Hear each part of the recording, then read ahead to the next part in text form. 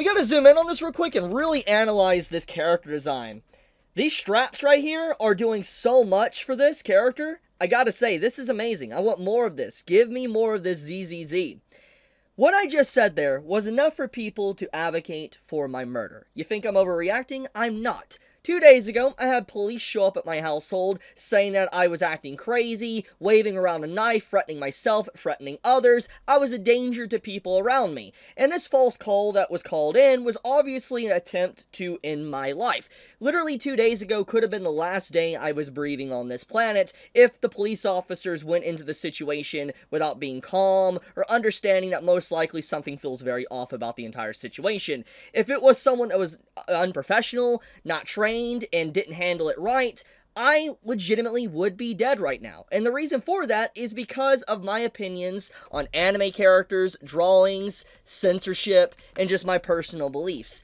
Apparently, me talking is enough to make someone so angry that they will have police come to my doorstep with a false call and potentially try to get a situation to where I either am thrown in prison or I die.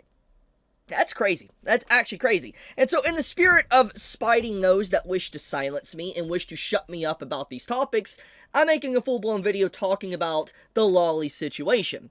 So, I've been very vocal about this, especially a few days ago when I made the video talking about ZZZ in this character design and how I think people are overreacting, it's just pixels, separate fiction from reality, you know, the typical stuff I've said on social media and I've also implied in videos. But I want to take a few moments to really just talk about Loli as a whole and kind of just how much the anime community has shifted from not just, let's say, the 2000s to the 90s to the 80s, but I'm strictly talking about the 2010s. Even in the 2010s, you had people, content creators, massive content creators, that looked at this type of stuff and didn't bat an eye, they didn't care. Hell, they even joked about it. And so let's go into, video number 1. Here, we're doing the math now, and nothing, not even that lolly on the other page, is sexier than math. This is a real clip from MatPat that he uploaded on his channel in the 2010s. And I will have a link to this video actually in the description for those that don't believe me or think this is AI generated. But MatPat was covering Sword Art Online, and he threw in this joke about lollies in the video. And if he was to make this same type of joke in the 2020s, the overall blowback, the slander, and harassment would be insane. And I'm willing to bet you, if MatPat was still making videos like front and center of videos, there's no way a joke like this would be put into one of his videos in the 2020s because of just the conversation around anime and manga. And I think we all know this. I've already talked about it, so I want to get around this very quickly. But the 2020s has led to a lot of people that really don't understand anime and manga culture, people that can't separate fiction from reality, infiltrating the culture, trying to change the culture, try to censor the culture, and also not being able to separate fiction from reality. And there's just also a lot of virtue signalers that has been thrown into the mix. And it's led to a situation where you can't have conversations about this, you can't make edgy comments or anything like that, funny jokes or anything, because people are not able to have a conversation around dark themes without getting all upset and feeling like they're getting attacked to some degree, even though it is fictional content. Mushoku Tensei is a very good example of this, of how people get so violently upset about MT despite it just being a work of fiction. But let's get back into the topic. MatPat here made this back in the 2010s, and it is very obvious that it didn't bother him at all. He didn't care. He literally called a lolly character sexy. And I think that says enough about his statement or his stance on just how he's able to separate fiction from reality. Let's move on to the second clip. So before I play this clip, yes, this is Etika. May he rest in peace. He was a good man, a good content creator. He had a massive impact on the content creation space, and he is duly missed. I miss him a lot. I remember watching him, and I really wish I got to know him more before his passing. I wish I could have seen his content grow.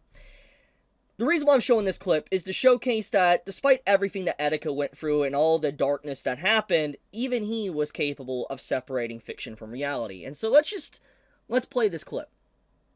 Video. It's a great video, but bro, where's that girl from?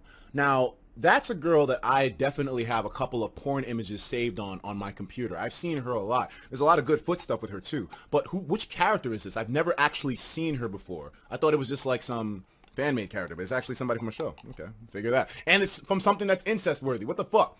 Ero Manga Sensei? Really? I got hella porn of her, man.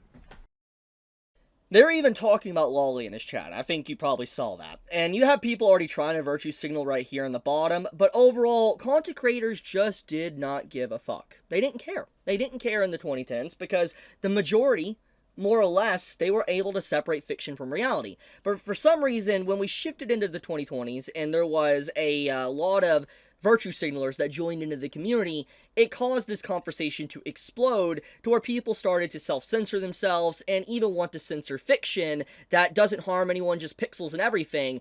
And it's very clear the conversation around it. And I really do wonder what would have happened if Etika was still around. Would he still make comments like this, or would he have been canceled for comments like this? I don't really know, but I wanted to show this clip just to showcase even Etika. He was able to separate fiction from reality. This right here is XQC. You might have seen this drama that popped up about 2 weeks ago. I believe Hirohe and even Rev covered this. But this clip showcases XQC himself playing a straight up a Loli game in VR. And I think it speaks enough. He clearly is also someone that is able to separate reality from fiction, but thanks to the time period, thanks to the 2020s and the conversation around these topics, his stance obviously is very different. I mean, look at his stance right here. Pause the video and you can read it. It's very clear that there's a lot of content creators that are ashamed or try to distance from this, or even in general try to not even have a conversation about this because of just the amount of slander and risk to their very brand and also life, because you have people that cannot separate problematic fiction from reality. It's crazy, honestly. And it's like, I've always made this statement, but just because something makes you uncomfortable, for instance, a fictional drawing or something, or a game, doesn't mean it shouldn't exist. It's uncomfortable, okay. If it makes you that uncomfortable, don't engage with the content, don't read it, don't watch it. It doesn't mean it shouldn't exist. It's like, you don't see this much pushback towards the content within Game of Thrones. There's a lot of screwed up content in the Game of Thrones books, by the way. Not just in the TV shows. And for some reason, that gets a complete pass. Completely A-okay. But when it comes to anime, no. You can't have Loli characters or anything like that, or you need to be canceled, harassed, and potentially killed because of it.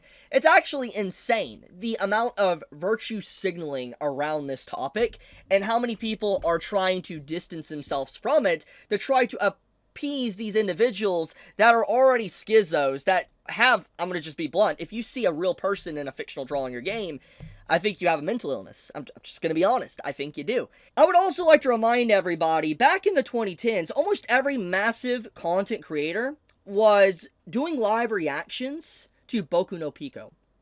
Now, if you don't know what that is, recommend someone that's ever watched anime to watch that. That was a typical meme. If someone was asking for recommendations of an anime or manga, someone would recommend them Boku no Pico. And here's the crazy part about this entire conversation.